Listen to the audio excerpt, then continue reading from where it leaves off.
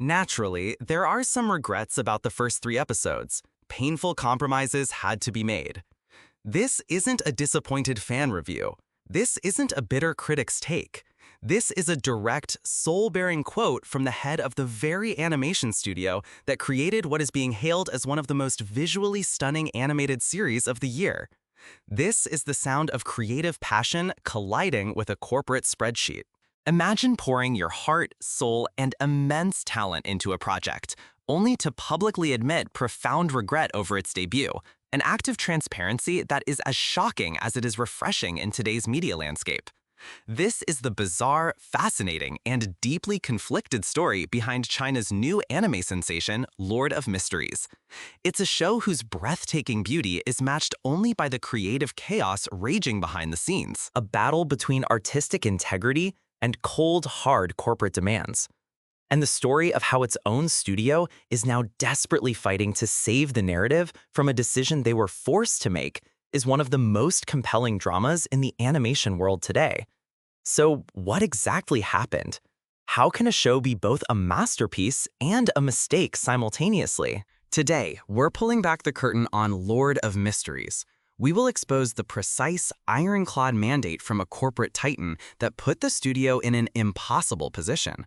We'll break down why the show's first episodes feel like a confusing, high-speed blur, and we'll reveal the incredibly clever, almost rebellious way the creative team is now attempting to fix the story on the fly right before our very eyes. This is a tale of art, money, and the brutal tyranny of the infamous 3-episode rule. Let's begin. First, let's establish a crucial fact. When Lord of Mysteries is firing on all cylinders, it is an absolute spectacle. The donghua, or Chinese animation, adaptation of the beloved web novel has been stunning viewers since its announcement for the summer 2025 season on Crunchyroll.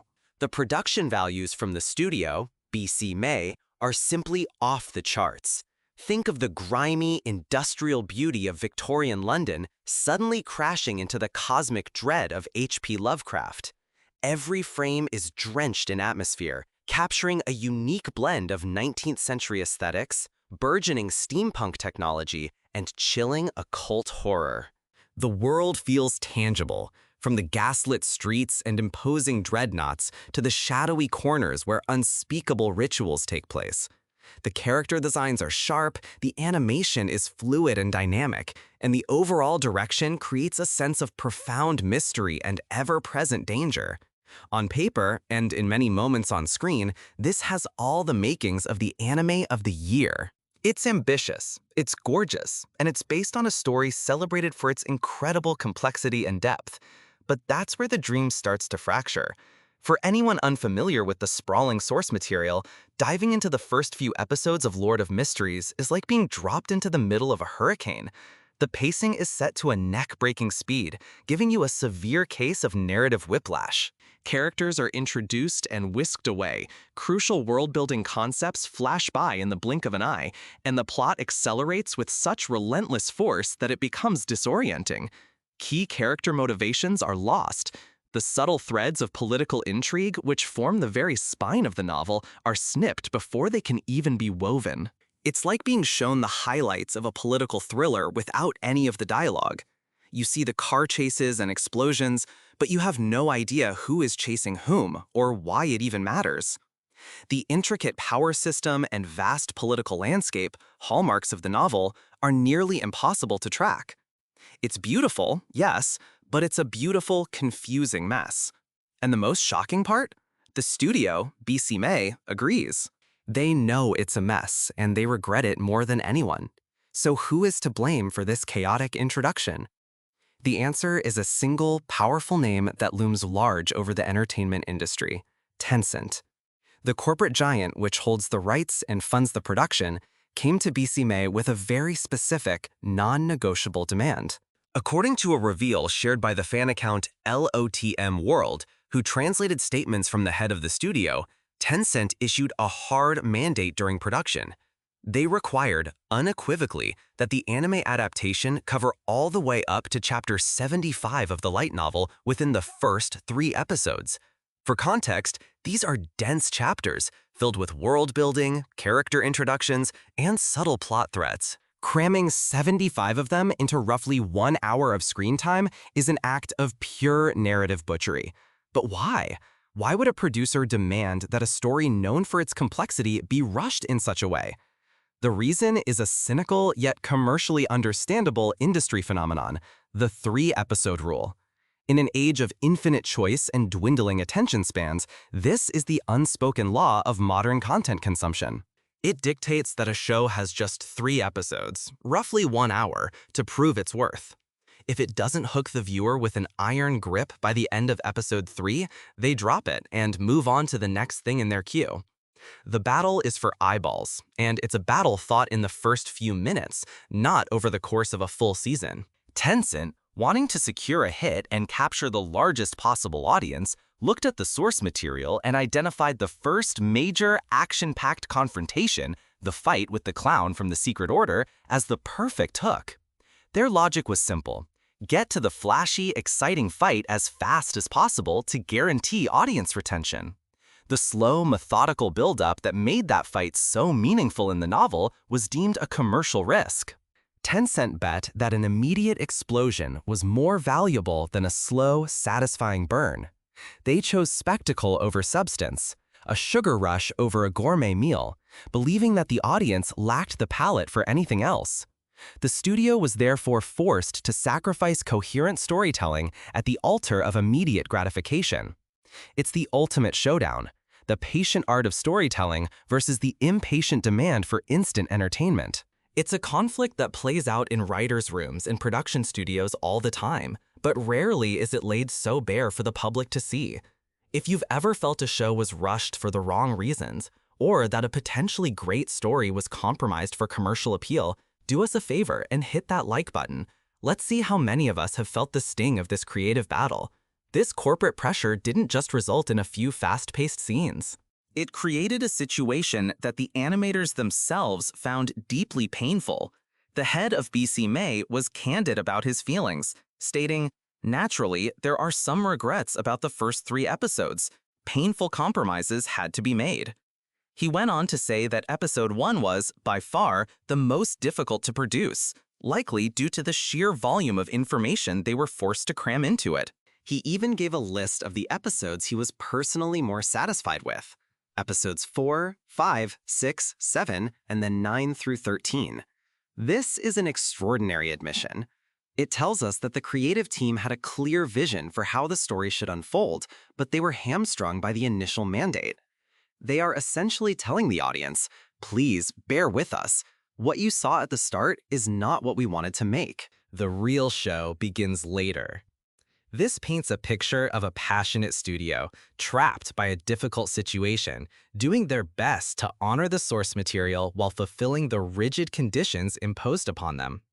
But here's where the story turns from a production tragedy into a masterclass in adaptive problem-solving.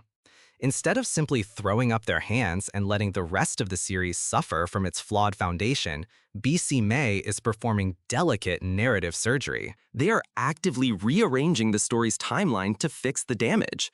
This became evident in episode 4, which, instead of plowing forward, took a step back. It adapted several key scenes that were completely omitted from the first 2 episodes in the mad dash to get to the action. Viewers were finally properly introduced to the Tarot Club, a mysterious and crucial organization in the story. We also got to see protagonist Klein Moretti's interactions with his siblings, grounding his character and giving his journey emotional weight.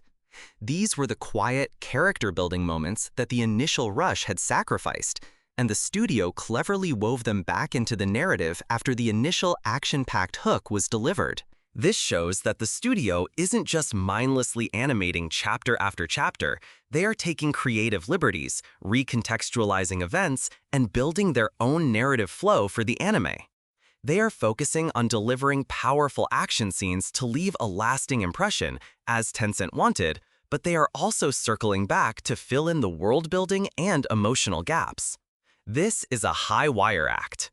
It's an attempt to have their cake and eat it too, to satisfy the corporate demand for a fast hook while also doing justice to the novel's depth.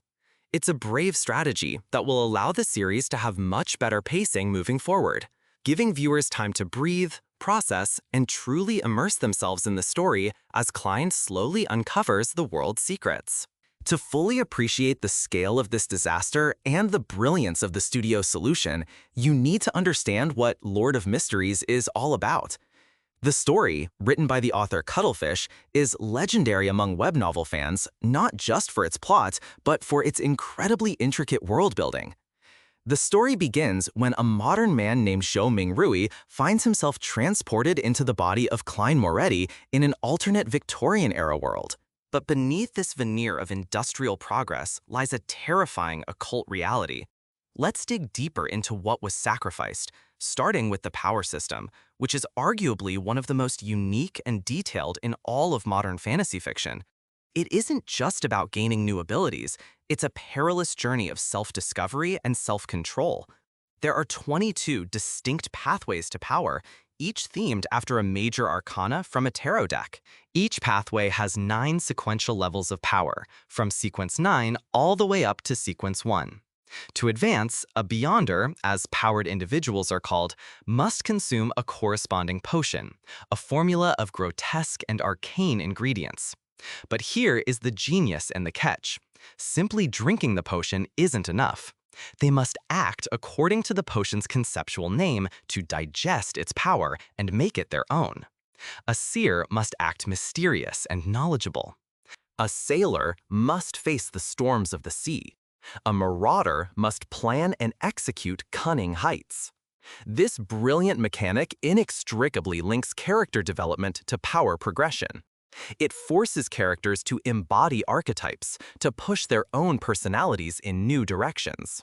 Failure to do so, or advancing too quickly without proper acting, can lead to a catastrophic outcome known as losing control, where the Beyonder is consumed by their power, turning into a rampaging, insane monster. This system demands a slow, deliberate pace to appreciate its genius. It is the core of Klein's personal journey.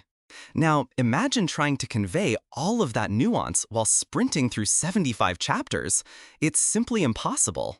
The rushed episodes strip away this entire psychological dimension, reducing a profound system of risk and reward into a generic set of new powers. And that's just the power system. The world itself is a powder keg of competing interests.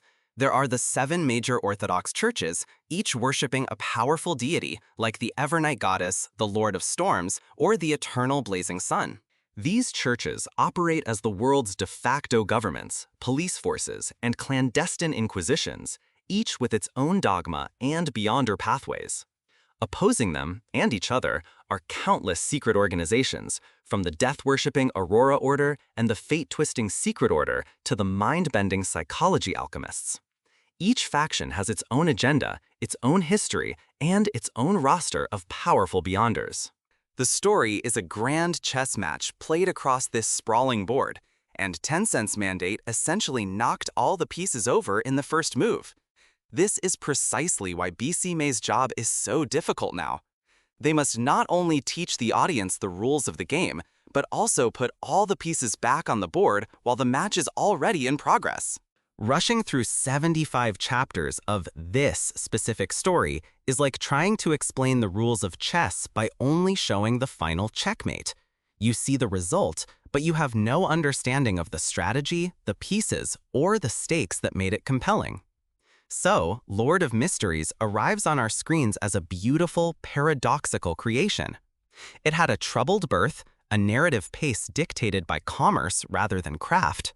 The first 3 episodes stand as a monument to a painful compromise. But they are not the end of the story. They are a flawed prologue to what promises to be a much richer experience, meticulously course-corrected by a passionate and talented studio. The team at BC.MAY is demonstrating that even when faced with impossible constraints, true creativity can find a way to flourish. They are turning a potential disaster into a unique viewing experience, one where the story's structure is as mysterious and surprising as its plot. For viewers, the message is clear: be patient. The studio itself is asking you to look past the beginning and trust that they are now in control, guiding the ship into the deeper, more rewarding waters that novel fans have raved about for years. The journey of Lord of Mysteries is shaping up to be as dramatic behind the scenes as it is on screen. To follow how this remarkable adaptation unfolds, and for more deep dives into the intricate world of anime and donghua, make sure you are subscribed and have those notifications turned on. You truly won't want to miss what comes next for this incredible series, set to release on June 28th, 2025.